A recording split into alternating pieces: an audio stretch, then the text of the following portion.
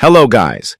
In this video, we will solve the problem of phone calls and communications not appearing in the WhatsApp application on the lock screen or on the phone screen, whether phone calls, message notifications, or call notifications. A simple solution.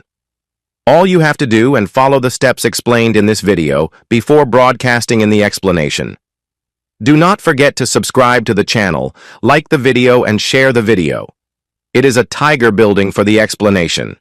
The first step, my friend, is to go to the settings. After that, we search for the general settings and search for the applications. After that, we click on the applications.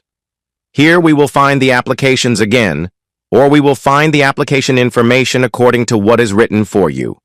Click on the applications. After that, my friend, you search for the WhatsApp application among the applications that you have. Here, download to the bottom and search for the WhatsApp application. When you find it, click on it.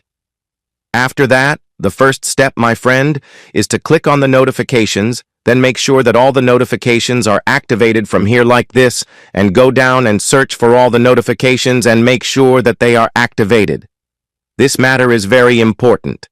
After that, my friend, you go back and then click on the permissions. After clicking on the permissions, you do. By giving the necessary permissions to reach all the permissions it needs, as you can see on the screen like this, after doing these steps, my friend, you restart your phone. This point is very simple, but it is very important. You restart your phone, and thus you will find that the problem has been solved. This was the topic of today's video. I hope you liked it and benefited.